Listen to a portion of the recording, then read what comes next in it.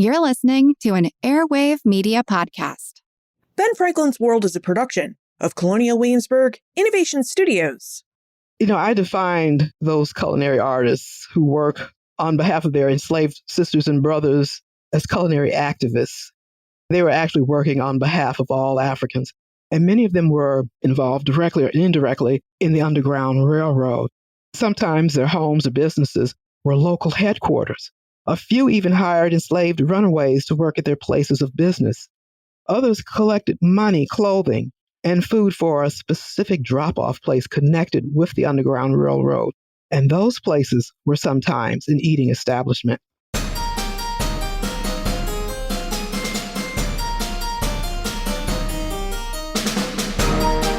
Hello, and welcome to episode 404 of Ben Franklin's World, the podcast dedicated to helping you learn more about how the people and events of our early American past have shaped the present-day world we live in. And I'm your host, Liz Covart. Did you know that many of the food traditions that we define as distinctly American cuisine today have roots in African culinary traditions and history? Diane Spviey, a culinary historian and author of 3 culinary history books, joins us to help us uncover the rich and complex legacy of African and African-American foodways and how those foodways have helped establish the United States. Now, during our conversation, Diane reveals how African and African-American cooking made European colonial success possible, the ways African-Americans contributed to and supported the Continental Army and American success in the American Revolution, and how African-American chefs, bakers, and cooks worked as culinary activists during the anti-slavery and abolition movements. But first, I've been experimenting with a new type of newsletter for you. It's called History Behind the Headlines. This is a brief weekly newsletter that comes out on Fridays that offers you insight into the history and historical origins of topics that are appearing in our present-day news. For example, in our very first experiment, we talked about birthright citizens. And we did this by looking back at what some of our guest historians have had to say in previous episodes.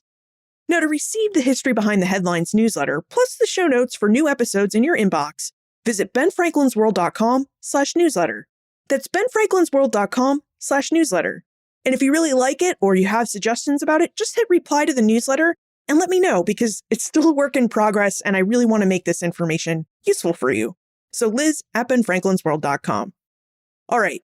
I hope you've eaten recently, because this is an episode that is going to make you hungry. At least it made me hungry. Anyway, let's go meet our guest historian.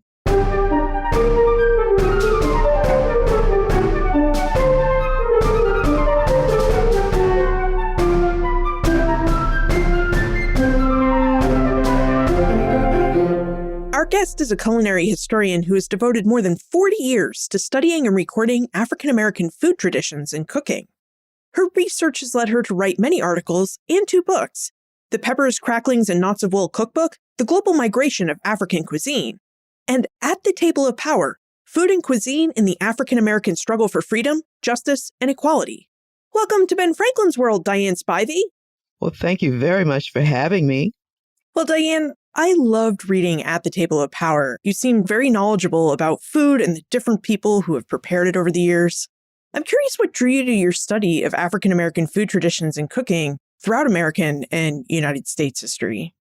First of all, I consider myself a student. I tell this to my son all the time. He appreciates my cooking, but I tell him I'm still a student. I'm still learning, and I always will be.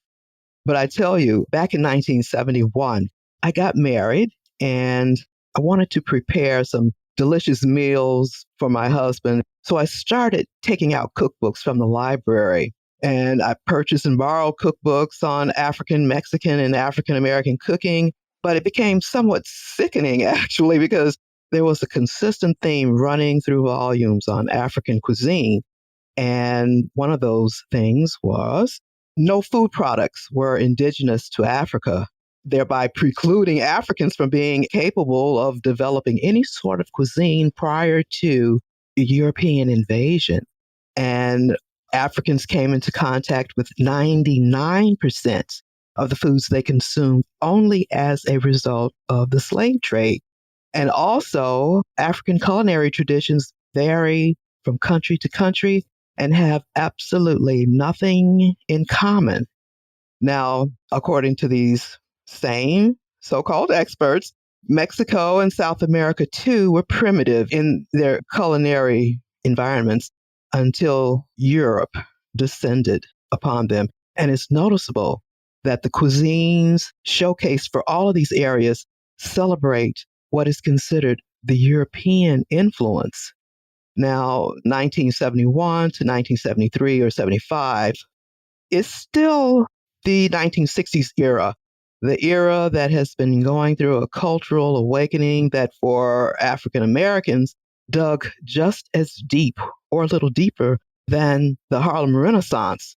And at the time, I was reading African history scholars such as John Henry Clark, Yosef Ben Jochannan, Dr. Ben, Leo Weiner, Sheikh Anta Diop, Basil Davidson, France Fanon, Chancellor Williams, France Boas, J.C. D. Graff Johnson, and others. And their works contain much of the core knowledge on African history. And yet, here were 20th century cookbooks that claimed that Africa never had indigenous food products, except for a couple of beans and some sort of millet, nor a cuisine. And we know, of course, that these books were simply trying to reiterate what we call the Bwana and Tarzan movies and books by saying, well, Africans just ate each other. So I began to read and study other cookbooks on various peoples of color throughout the world. And what I found was numerous commonalities in ingredients and cooking methods of food preparations, unmistakable African imprints shared between Africa and other so-called third world peoples. Noticeably, cookbook authors always failed to acknowledge any African connection to any other cuisine. There was not one contribution from African kitchens to those of any other country on the planet. It was a personal affront and, frankly, a call to intellectual arms. So I found myself at war, you might say, to get the record straight about the African contribution to the world of food and cooking. It sounds like it must have been a shock to read that Africans did not originate any of the food anywhere in the world, because science, anthropology, geology, and many other fields have all shown that most of human existence and humans came from Africa. So surely there was original food there. Well, of course, it's the cradle of humankind and also the cradle of culinary achievements, too. Well, I'm really excited to dive into those achievements. Now, at the outset of your book, At the Table of Power, you note that in the mid to late 19th century, cooking was really seen as the work for people living and working in the lower ranks of society. Would you tell us why that was and what shifted so that today we live in a world where chefs are not only acknowledged, but placed on TV and exalted for their skill, creativity, and flavors in the kitchen? Cooking in the earlier part of the 20th century and going all the way back to earlier centuries was labor intensive. And to me, and I'm certain to others as well, it still is when you make most things from scratch. But back then, there were no food processors and no pressure cookers.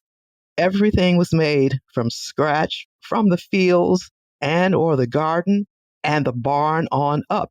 And there was massive work involved. Whether the cooking was done at home or commercially, it was considered menial labor. And whites never wanted to have to do this type of labor, never wanted to be branded as menial laborers. But in 1976, the Department of Labor reclassified chefs as professionals. And the foremost criteria for anyone to be recognized as worthy of becoming a chef, that is, if you really want to be taken seriously, you have to attend a cooking school. And in this country and all of Europe, the foundation of your learning experience was and still is to adopt French cuisine and technique.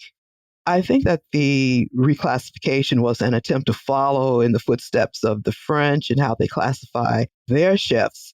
Now that there are all of these cooking shows with so-called master chefs and cooking gurus, the culinary arena has evolved into an arm of the entertainment industry. Chefs deemed professionals are now, if you look at a few of the definitions for professional, expert, skillful, masterly, qualified. So no, cooking is no longer seen as grunt work for Blacks and the bottom rung of society. With Cuisinart and KitchenAid labor-saving devices available, everyone wants it. Whites now want it because not only does it pay well, you can be anointed and catapulted to stardom. Yeah, I wonder if we could talk about French cuisine, because your book, At the Table of Power, was really eye-opening to me when I read your descriptions about French cuisine, because when we think of French cuisine, we think of it as the pinnacle of all cooking. If it's French, then there's a lot of butter, there's a lot of flavor. But your historical definition of French cuisine basically turned my stomach a bit.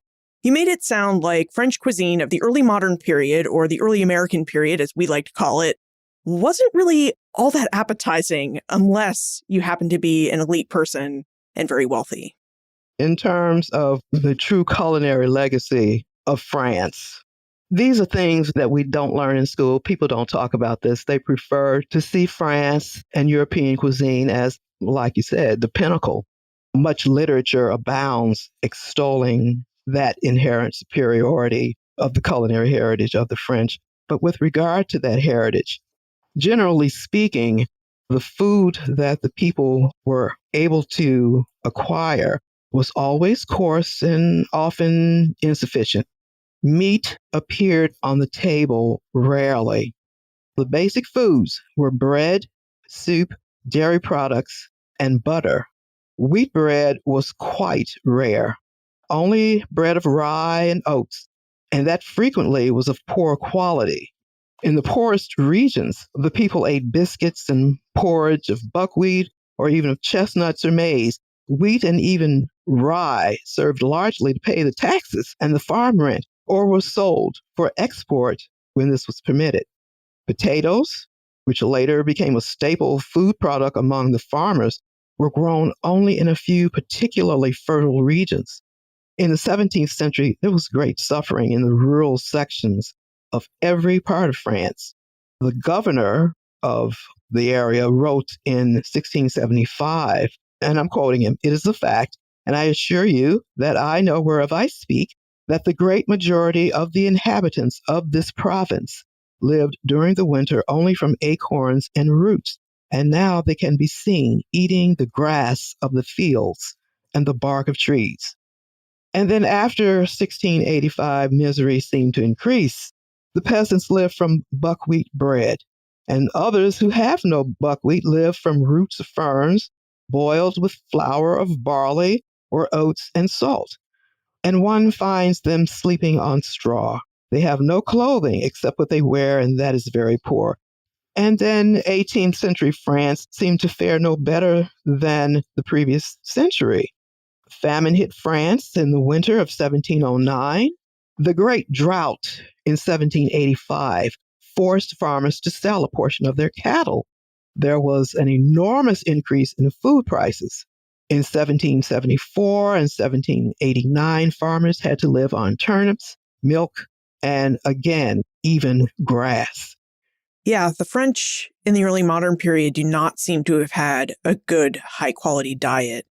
But we do know from speaking with other scholars that many indigenous peoples in North America did have varied and high-quality diets. Many of these peoples cultivated corn, beans, and squash, and then mixed those with different game that they were able to hunt.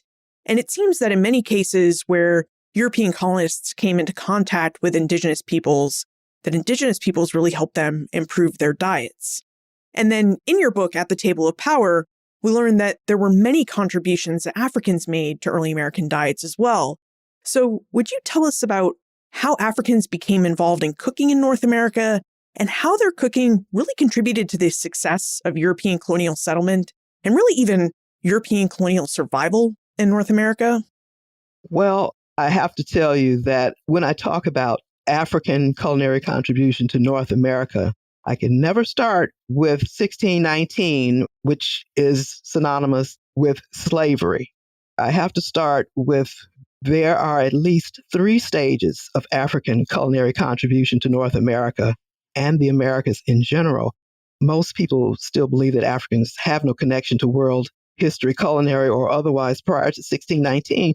So I always say that the first stage begins with Africa being the cradle of humankind and civilization, and its cuisine and culture migrating not only to every part of the African continent, but also, this is the second stage, transplanting its cuisine and culture and making indelible culinary marks through exploration, migration, and trade. Expeditions on various cultures in the Americas, such as the Olmecs and Mayans of Mexico, the Chavin of Peru, the Native American mound builders, the Caribs of St. Vincent, and those marks were made long before the so-called discovery of America. But the third stage was Africans dragged to the Americas as slaves, and the African contribution to the success of European colonial settlement. Europeans who came voluntarily were looking to attain a better life. The importation of Africans as slaves was crucial in the building of these colonies. And two of the most crucial building blocks were food production, or agriculture, and cooking. Africans were knowledgeable and possessed the expertise in agriculture and in the preparation and cooking of numerous agricultural products. Farming in West Africa always took into account, among other things, the ecological setting, indigenous crops, the kinds of tools used, how production is organized and carried out, and how farming communities interact socially and economically with larger agricultural networks. Now, with an understanding of their own ecological settings, West African farmers employed complex land combinations which allowed them to differentiate categories of farming. The Yoruba and Beni and other Nigerian societies lived in settled communities on the same sites for several hundred years and evolved agricultural systems that allow continuous cultivation of their soils without loss of fertility. And I mention this expertise because this contributed tremendously to filling the larders of the colonists. Where there was an abundance of shellfish and different types of fish, which were net caught, African techniques were used. Seafood was turned into soups, stews, gumbos, and chowders. Africans were also known as expert hunters. So there was rabbit, squirrel, deer, raccoon, opossum, and turtle that filled these larders. It's interesting to note that terrapin, or turtle soup, traditionally prepared by African cooks, became a must-have delicacy at dinners and other special culinary functions in the 18th, 19th, and part of the 20th century America. And the research in this area has shown that this dish was usually a specialty of African cooks and caterers whose recipes dinner hosts did not want to do without. Spices and sauces were made to enhance bland tasting foods. African cooks were sometimes judged by their skill in using spices to make sauces. Peppers, such as malagueta or guinea pepper or grains of paradise, were used fresh, dried, and grated or pounded into a paste and added to those sauces, stews, and soups, or used to baste meats. There was also I pronounce it pili pili, used to season sauces in the Congo, and in Loango seaport of the Congo, cooks preferred pimento pepper. Pimento peppers, pickled in vinegar or lime juice, were also used for medicines. Africans considered it an excellent antidote for upset stomachs. Medicines are another use for many spices in Africa.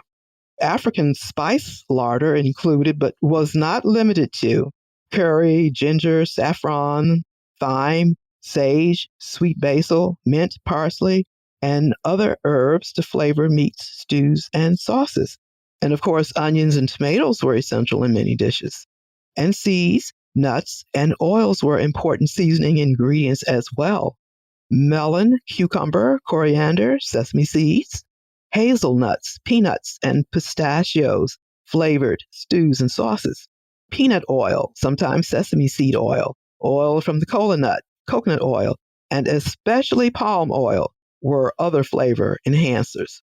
And cooks also used all edible parts of plants, leaves, stems, seeds, and roots, which gave substance and variety to dishes.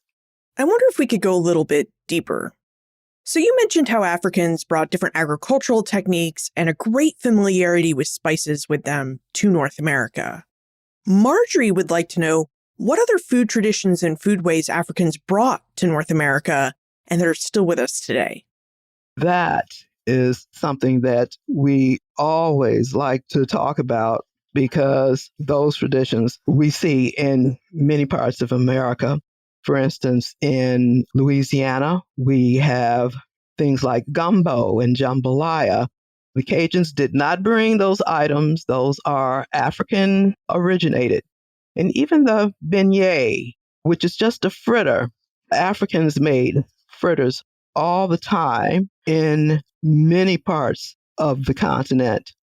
The gulas in Georgia, South Carolina, and some are in Florida, North Carolina, they have many red rice dishes that they brought. Benny soup is a favorite in South Carolina. I want to say that the Carolina Low Country showcased cultural dominance of the Bakongo peoples of Congo, Angola origin, followed by Senegambians and those from the Windward Coast. It was the Bakongo influence that served as an incubator for many Gula cultural patterns. Their traditional rice cultivation and cuisine survived the Middle Passage very definitely. Gullah lifestyle showcased farm to table cuisine. Gullah traditional dishes such as red rice, okra soup, and there are many varieties as there are Louisiana gumbo on that, which are almost always prepared with a tomato base, pilau or purloo, hopping john, which Carolina peas and rice, one-pot meals, and numerous shrimp and seafood entrees are always accompanied by or mixed with rice. Leafy greens, spicy hot pepper sauces, peanut and peanut butter stews. Meats were preserved by salting, corning, and sun-drying in Africa, and I think this method was no doubt the precursor to the development of Virginia's Smithfield ham. Favorite methods of preparing fish were pickled, raw, fried, boiled, and what we have come to call gumboing. Dried shrimp and crayfish are still must-have ingredients in stews and sauces, some of which combine different types of fish with coconut milk and other ingredients. Crab, lobster, cod, mackerel, sole, alligator, pike, prawn, gilthead, eel, shrimp, sprat, flounder, carp, and many other varieties of catch were obtained from oceans, rivers, streams, and lagoons, and always provided the fisher folk, such as the Twi of Ghana and the Muslim Bozo, who depended heavily on fishing and boat trade on the Niger and Bani rivers with enormous quantities of fish that were dried and salted or smoked to keep it for long periods of time for sale at markets located well into the interior of the continent. And then to put some of the methods in context, greens simmered with oil, pepper, seasonings, or added to soups. Eggplant baked, boiled, or fried. Boiled fresh beans, and then fruits and vegetables. The beans, fruits, and vegetables could be pounded to a paste, and the paste then used to thicken soups or sauces. Roasted yams and their skins are enjoyed, and yams pounded until they have the consistency of dumpling dough. The dumpling dough is now what they would call fufu when it's in that form, and served with soup or sauce. And fufu was sometimes cooked with meat or poultry. And then as for breads, cassava dough was baked in banana leaves, cassava dough slices deep fried. We still have most of these methods of food preparation. We don't use banana leaves here so much, but we do fry dough to make fritters. And so I'm always amazed when people say French beignets. Well, the thing of it is, when it comes to French and that tag being placed on food, you have to understand that the French name everything in French. Once it has the French name on it, it automatically becomes French. That's just the way it is. It doesn't make it French because it has the French name. It's given a French name, and people just accept it as French. Yeah, people and cultures definitely tend to use language as a form of cultural assimilation and colonization. So it doesn't surprise me to hear the French did this with French beignets or anything they labeled French. The English certainly did this, and we can see that in a lot of different place names all throughout North America. Now, we've talked a lot about the general trends Africans brought with them to North America during their forced migration. But in her book, At the Table of Power, Diane also includes a lot of different stories about many African and African Americans who made a real difference, not just in the founding of the United States, but also in the new nation's quest for liberty and equality. And they made these contributions all through their cooking, or from the money that they earned from their cooking. So Diane, would you take us back to the American Revolution and tell us about Hannah and Isaac Till and their efforts to keep the Continental Army fed during the Winter of Valley Forge in 1777 and 1778? Hannah Till was born in Delaware in 1721 or 1722. Her original name was Long Point, a name given to her by her father. Her mother was enslaved. Hannah was owned by John Brinkley, then Parson Henderson, then finally sold to Reverend Mason. Hannah became known as Hannah Archer and Hannah Mason after her enslaver, Reverend John Mason of the Associate Reformed Church in New York, legally owned her by 1776. Reverend Mason leased Hannah to cook for George Washington and his wartime staff. She joined her husband, Isaac Till, also an enslaved cook leased by Captain John Johnson of Bergen County, New Jersey. By the time they were both working for General Washington, Hannah and Isaac already had a daughter named Sarah. At Valley Forge, while living and working in the kitchen of the Isaac Potts House, known today as Washington's headquarters, they had another child, Isaac Worley Till. Both cooks had arranged with Washington and their respective enslavers that they would purchase their freedom. Now, Hannah reached the required sum on October 30th, 1778. She was said to be highly prized as a pastry cook, and now as a salaried one as well. Mrs. Till continued working as Washington's personal cook for 6.5 years, but the last 6 months of her tenure with Washington, she worked for Major General Marquis de Lafayette. After the war, Hannah and Isaac Till found employment cooking for families in Philadelphia. Washington had a dining tent during the war where he hosted his war councils and held formal meals. It was oval, about 28 feet long by 16 feet wide and 12 feet tall, and it is said likely among the largest tents used by the Continental Army during the Revolutionary War. One of the meals with Washington was in the summer of 1781 and was described by a French officer. Said the table was spread abundantly with vegetables, roast beef, lamb, chickens, salad dressed with vinegar, green peas, puddings, and some pie, a kind of tart, and Madeira wine. Another meal in 1779, he had beefsteak pie, dishes of crab, and apple pie. Now, these were meals that Washington enjoyed on occasion. Cooking conditions were extremely difficult. There were limited rations, poor quality food. So the meals were unappetizing, especially during periods of supply shortages that occurred at Valley Forge. I gather there were numerous supply shortages. Soldiers were usually given small portions of salted meat, hard biscuits made from flour, and limited vegetables, which were often spoiled due to poor storage and transportation. Their rations were a pound of beef, 3/4 pound of chicken or pork, a pound of flour, 3 pints of peas or beans, and 1 pint of milk, 1 quart of spruce beer cider, and occasionally molasses. But they very seldom saw these rations because of the supply shortages.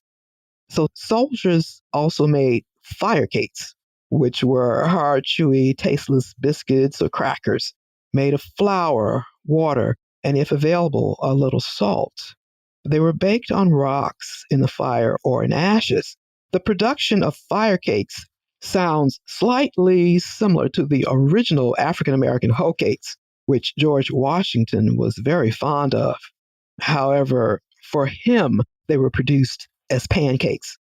Cooking was subject to long preparation times because firewood and water had to be gathered before anyone could start cooking.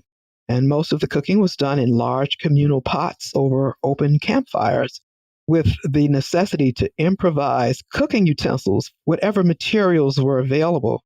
Makeshift cooking tools like iron barrel hoops or broken spades were used to cook food. And boiling was the primary cooking method due to its simplicity and ability to rehydrate dried or salted foods.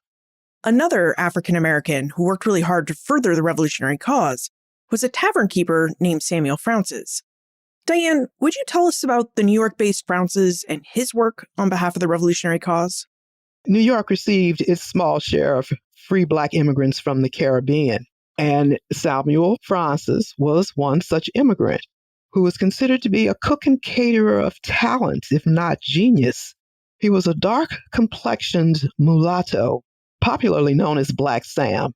Francis bought the building on the southeast corner of Pearl and Broad Streets on January 15th, 1762, for £2,000. And after a while, what had been called the Queen's Head Tavern, which was named after Queen Charlotte, the young wife of George III of England, was changed to Francis Tavern, and it became the social center of the city. Francis Tavern was a restaurant opened as an inn by the 40-year-old caterer, and it was at Francis Tavern that the New York Chamber of Commerce was organized in 1768. Meetings of the Chamber of Commerce were held in the tavern's long room, and its patrons were the most famous men of the time, making it the scene of many notable gatherings of historical and patriotic significance. Francis Tavern hosted the Committee of Correspondence. Black Sam's cookery was referred to as the starting point and the sustaining pabulum of American liberty. He was said to be a sworn revolutionary, and it was at Francis that the Sons of Liberty and the Vigilance Committee met in 1774 to protest the landing of British tea and to lay plans for a tea party, much like the one that took place in Boston.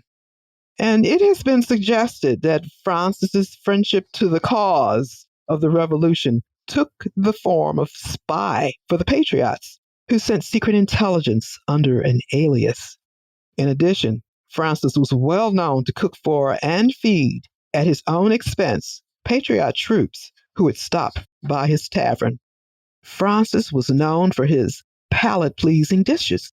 George Washington frequently dined at Francis, and he was already lodging there from November 26th to December 4th in 1783, and it was on November 30th that Washington gave a party, or as it was referred to at the time, an entertainment. And on December 4th, 1783, about 44 of whom America considers the greatest military leaders were present at Francis's for a farewell dinner. Samuel Francis was asked by Governor Clinton to organize the first public dinner for Washington following the Victory March in New York. Francis was well liked and respected by the most prominent New York citizens of his day. In April 1785, Francis and his wife Elizabeth sold the tavern. When Washington became president, he appointed Francis as his house steward and superintendent of the kitchen of what was then the White House on Cherry Street in New York. Francis continued to work for the Washingtons until June of 1794. Always meticulously dressed, he was a man of taste and a connoisseur of wines. Francis opened a restaurant in Philadelphia, more elegant, they say, than his tavern in New York. The next year, however, he moved his establishment to South Water Street, naming it the Golden Tun Tavern. Washington and other dignitaries dined there, which in turn attracted foreign diplomats, merchants, and sea captains. Francis died a few months after the opening of his new restaurant in 1795. Now, speaking of George Washington placing a high value on his personal chefs and cooks, Thomas Jefferson did the same thing. He also placed a high value on his personal chefs. Now, before we dive into the stories of Washington's personal chef Hercules and Jefferson's personal chef James Hemings, let's take a moment for our episode sponsor. Here's some exciting news. Did you know that admission to the art museums of Colonial Williamsburg is now completely free for everyone? That's right, free admission every day for all visitors. Step into history and explore over 70,000 fascinating objects at the DeWitt Wallace Decorative Arts Museum and the Abbey Aldrich Rockefeller Folk Art Museum. From intricate furniture and ceramics to vibrant folk art, these museums bring early American history to life in a way that's engaging and unforgettable. So whether you're a first-time visitor or a regular visitor, this is the perfect chance to connect with the past, and it's all free. Plan your visit today at benfranklinsworld.com/CWArt. And while you're at it, don't forget to share this amazing news with your friends and family, because together we can make history more available for everyone. Diane, would you tell us about George Washington's other personal chef, Hercules, and Thomas Jefferson's chef, James Hemings? Why did Washington and Jefferson place such high values on the culinary talents of Hercules and Hemings? With George Washington, I can tell you that he did not like the cooking at one of his presidential residences. So in the latter part of 1790, about November, he brought Hercules to his Philadelphia residence on a permanent basis. George Washington Parke Custis, that was Martha Washington's grandson, spoke of Hercules as a culinary celebrated artiste who was, at the period of Washington's presidency, in Custis's words, as highly accomplished and proficient in the culinary arts as could be found in the United States. Hercules was chief chef, and he managed Washington's kitchen, it was said, with iron discipline. He not only had blacks, but also at one point whites under him, one German and two French cooks. Hercules was responsible for the superior level of cuisine and hospitality afforded not only George and Martha, but visitors to the Washington's homes as well. Hercules, his stellar performances, gave the Washington's dinner table renown in political circles and were responsible for one of the first examples of culinary diplomacy. Now, James Hemings as well was a prized possession of Thomas Jefferson. Jefferson relished the reputation Hemings and his other Black cooks were building for him as a purveyor of fine dining. So he didn't mind eating well. And of course, in his line of work, culinary diplomacy was a must also. Jefferson decided James would teach James's brother, Peter, everything he knew about cooking. For both Washington and Jefferson, Philadelphia, where both presidents held residences, was considered a bad neighborhood for slaveholders. There was the Gradual Emancipation Act of 1780. It was passed by the Pennsylvania Congress, and it stated that all slaves born after March 1st, 1780 were free at age 28, and any unregistered slave would become free. But another part of this act that affected the two slave-owning presidents states that slaves brought into the state would automatically be free if held there longer than 6 months. It was in 1790 that George Washington was alerted to this problem. Now, George Washington was not about to give up any of his slaves. Washington decides that in order to keep his favorite foods on the table, he, the chief officer of the realm, must scheme to circumvent the law. So in order to accomplish this, Washington had his secretary, Tobias Lear, send his bondspeople out of the city on some phony pretense as the 6-month timeline drew near. He sent Secretary Lear an urgent letter from Richmond, Virginia, while he was on a presidential tour of the South, in which he tells Lear that he's sending Chef Hercules and the others back to Virginia. And Washington actually states that the idea is to deceive both them and the public, and to make Hercules think he is just being asked to come home to cook. Washington's efforts to beat the system that existed in Philadelphia is interesting on all counts because when the Potomac area became home to the nation's capital, over 1/5 of the area's population was enslaved, many of whom were undoubtedly the property of public officials.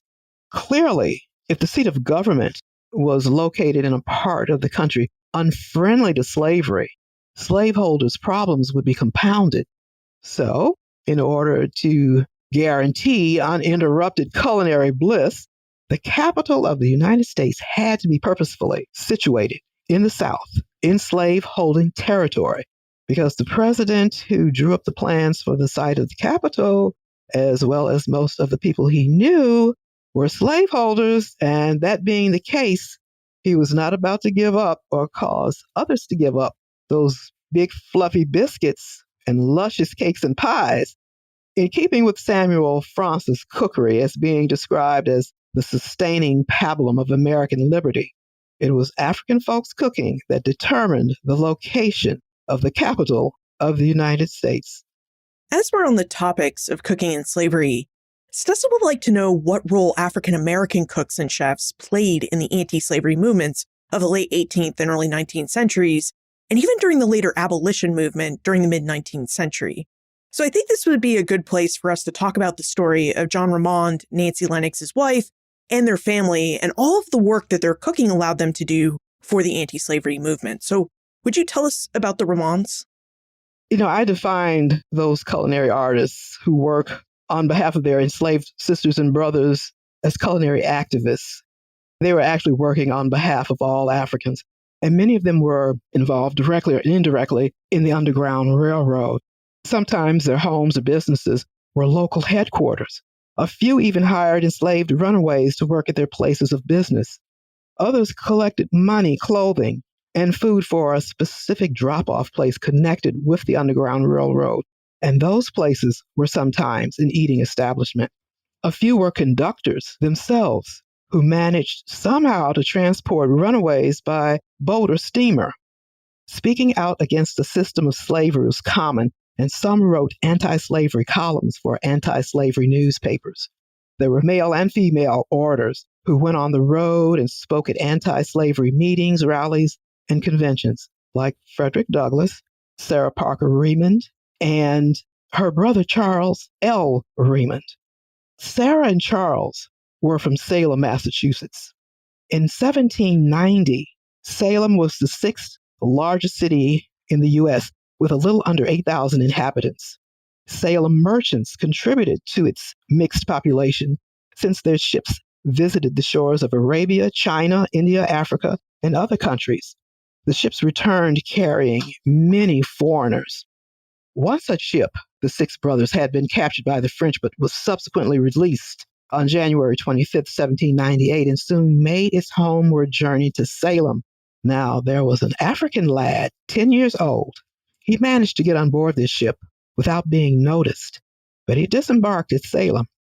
John Needham, the owner and commander of the ship, placed John Remond under the care of Needham's brother Isaac, who owned a bakery. Young Remond delivered the bakery's bread to private homes as well as to ships.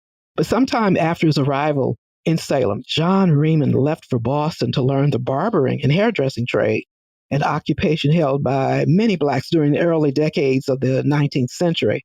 Now, during his stay, he garnered a great deal of knowledge with regard to the catering business after meeting Nancy Lennox, his future wife. Miss Lennox was a free woman. She was born in Newton, Massachusetts, and was known as an excellent and talented cook. Remond returned to Salem in 1805. At the age of 19, he opened barber, hairdresser, and catering businesses. Between 1805 and 1857, John Remond occupied the position of the principal restaurateur in Salem. He was referred to as the colored restaurateur. Remond married Nancy Lennox in Boston on October 29, 1807. She was a well-known fancy cake maker, and her skills would prove to be a crucial asset in helping to make her and her husband's catering business successful. And successful it was. The Remonds' cooking and catering were famed and highly valued. Soup was served at his store at 11 a.m. every morning. It was reported that the kitchen had huge brick ovens and a fireplace, which John Remond kept busy by preparing all sorts of fowls, pies, and cakes. Some of the catering that they did were spectacular. One was for the governor of Massachusetts. They catered for the Salem Light Infantry Company. There was a public dinner in honor of Captain Isaac Hull. Then there was Salem's anniversary celebration, a dinner honoring Justice Story, a reception and dinner for the Marquis de Lafayette, and then the dinner for President Andrew Jackson, which was quite an affair. The U.S. Census for 1850 has John Remond's assets listed at $3,600. The 1870 census, his real estate holdings totaled $19,400 and personal assets at $2,000. Parents of 8 children, John and Nancy did not go out on the road physically campaigning in the anti-slavery movement as some Africans did, but they took as many opportunities as possible to demonstrate anti-slavery sentiments. John was said to be a life member of the Massachusetts Anti-Slavery Society. Nancy and daughters Caroline, Susan, and Sarah participated in the activities of the first Women's Anti-Slavery Society in the U.S., the Female Anti-Slavery Society of Salem, organized in February 1832 by a group of females of color. It is said that their group later became racially mixed. The Remonds never utilized products of slave labor for personal use. When they could not get free labor, sugar, molasses, or rice, they used substitute or went without. 2 of their children played crucial roles in the anti-slavery cause, making their names synonymous with abolition. Others built extensive businesses and were very important contributors to that world. The children had all been exposed to art, music, books, anti-slavery literature of all sorts, including The Liberator, and newspapers published by free blacks such as Freedom's Journal, The North Star, The Colored American, and others, which were conspicuously displayed in their shops. Contributing in many ways to the abolitionist movement, the Remonds were always a stop for anti-slavery lecturers, and their home received a number of fugitive slaves who were provided with nourishment, clothing, and shelter. Such a background of family, racial, and social consciousness instilled the driving force for the anti-slavery activities of their 2 most famous children, Charles Lennox Remond, hailed as the first and most eloquent Black abolitionist lecturer before the appearance of Frederick Douglass, and Sarah Parker Remond, lecturing agent for the American Anti-Slavery Society. We've just had a wide-ranging discussion of all the different flavors and cooking techniques that Africans brought with them to North America, and the many different ways that African Americans used their cooking to contribute to American independence and the forming of the new nation. Diane, you make the case in your book, At the Table of Power, that there has been a movement to erase these African and African American contributions to United States history. And I wonder if you would tell us about this erasure movement and why your work is so necessary. Yes, and it has to do with the American culinary master narrative. It's what I call culinary apartheid, theft and erasure of African American culinary achievements, and the assigning of those achievements to others. It is another expression of racism that upholds the law of white supremacy by means of slavery jurisprudence, laws created and enforced, and court decisions handed down during the era of slavery. Now, slavery jurisprudence legitimizes culinary apartheid and upholds now, as it did during slavery, the interrelationship between the American judicial system and institutionalized racism. Culinary apartheid applies to the African cook in American culinary history. Now, many of us are aware that numerous cookbooks were compiled and published by Southern white women after the end of the Civil War. The recipes in these cookbooks were hailed as the creations of the white women who had them published. The recipes actually were the creations of the African women and men who served them. And they were the creations which the white women wrote down and had published in their own names as authors. And some of these books contained a rare reference to a Black cook, and they were easy to spot. These cooks were always called by their first names, or the first name was preceded by the term aunt, uncle, or mammy. And the identities of the actual enslaved Africans who created these recipes and all references to them were in this way erased from history. And this was certainly the means to an end, because the end of the Civil War fostered the attempt to forge white Southern nationalism. And in this case, it centered around food. Africans were to play no part in this nationalism, so that in promoting Southern white culture, the concept of Southern cooking started out as whites only cuisine, with an imperialist mindset steeped in colonialist values. Whites have taken recipes and cooking methods of African American creation and creativity, claimed the recipes and the creativity, renamed them, and bulldozed the names of and reference to the originators into oblivion. So with regard to what African American chefs, cooks, and caterers produce, as far as I'm concerned, slavery has never ended. There has always been an unwritten law that allowed theft with impunity of African American culture, and music and cooking and cuisine have always been among those aspects of African American culture most vulnerable to theft. And it was never necessary to announce out loud the intent or the common understanding that it was all right to take whatever those who control wanted. Diane, what is one thing that you wish more Americans understood about African and African American culinary history and the contributions that African and African American cooks, bakers, and chefs have made to United States history?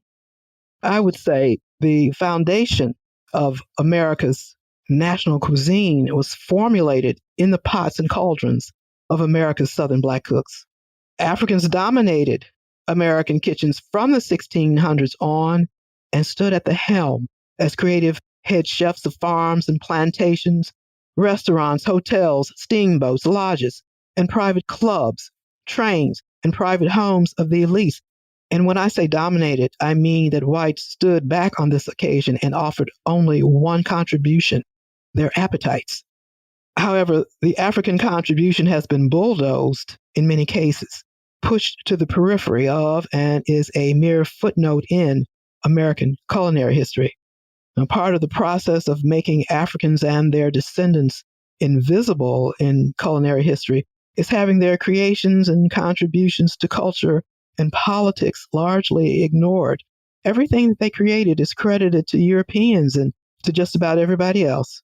The truth is, African cultural retention and continuity can be observed in and permeate not only African American culture, but white America's as well, by virtue of the Black hand in virtually every aspect of American culture. Africanisms are present in many aspects of life of the white population of this country, particularly in American music, speech, manners, religious expression, and without any doubt, cooking and cuisine. Now, there are local differences in cooking traditions, but it needs to be understood that the cuisine of, say, Richmond, Virginia, is no more an adaptation of that of England than the dishes served in New Orleans are those of France. It's time for our segment, 1776 in Context. As we're in the thick of the 250th anniversary of the American Revolution, Diane, how do you think your research into the contributions and culinary accomplishments of Black chefs, cooks, and bakers can help us better understand the American Revolution? Well, there would not have been an American Revolution without the contributions of Black chefs, cooks, and bakers. In the 1930s, to kind of reiterate that notation, the person was Frederick Haskin, who wrote about the place of cooks in history being overlooked and underestimated. And you can say that again with regard to their contribution to that revolution. I mean, Hannah Till and her husband Isaac, personal chef to Washington, preparing meals for him and his troops during that grueling winter at Valley Forge. She cooked for Marquis de Lafayette. Cyrus Boustil, a baker, supplied the Patriot troops. He sold biscuits, cakes, and breads for many years on credit and profit. And after the outbreak of the American Revolution, Boustil was the supplier for the American forces for his area. And of course, Samuel Francis, who fed Washington and his troops, sometimes for free. Cuffy Cockroach, said to be the first caterer of Newport, Rhode Island. Also Charity Duchess Quimino, the pastry and baked goods queen of Rhode Island. During the occupation of Newport by foreign troops, Jean-Baptiste de Rochambeau praised her cuisine. She cooked for him and his troops. And of course, there were many other Africans who fed the Revolutionary Army. And a couple of those names the public might have heard before, but many more are never mentioned in a way that the public would be familiar with them. So this is why it's important to reconstruct the true culinary history of African America. When I think about researching the area of African American culinary history that warrant attention to its culinary contributions and accomplishments, I am reminded of Judge A. Leon Higginbotham's precepts on African American slavery jurisprudence as they apply to culinary apartheid.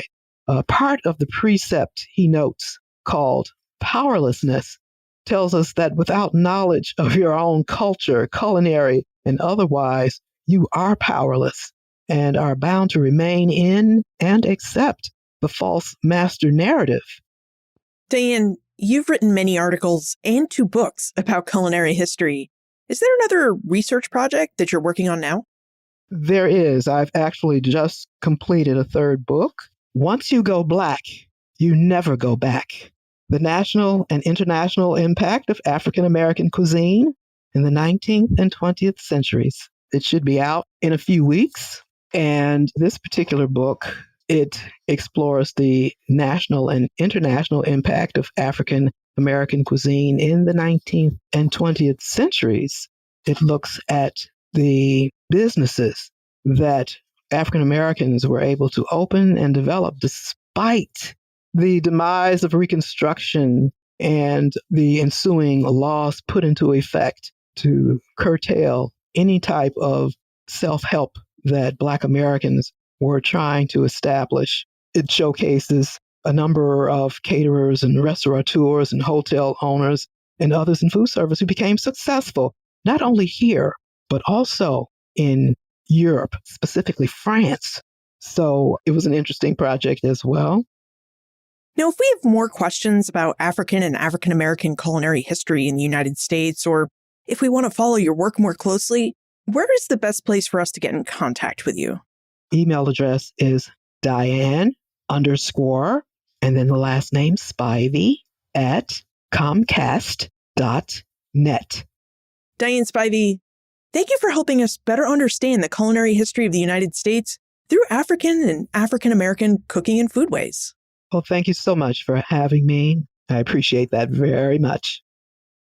African and African American cooking has had a significant impact on the history of North America and the founding of the United States. Although enslaved, Africans had a lot to offer European colonists, not only through their labor, but also through their knowledge and intelligence. Through their extensive knowledge of crops, farming techniques, and spices, enslaved Africans kept European colonists fed. Colonists not only consumed rice, seafood, turtles, and other nutritious foods, they consumed them in African ways, through gumbo, turtle soup, and rice and bean dishes. Then, African American cooks, bakers, and chefs prepared the dishes that kept the Continental Army going.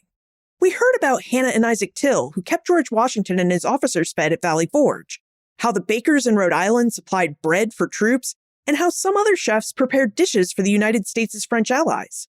Plus, Samuel Francis was not only said to keep American prisoners of war fed, he may have also been a spy for the revolutionaries.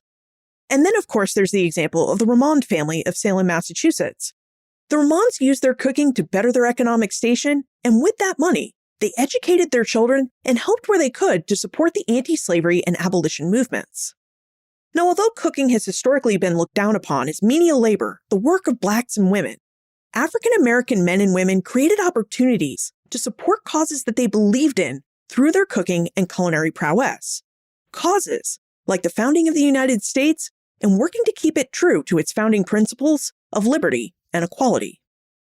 Look for more information about Diane, her book, At the Table of Power, plus notes, links, and a transcript for everything we talked about today, all in the show notes page.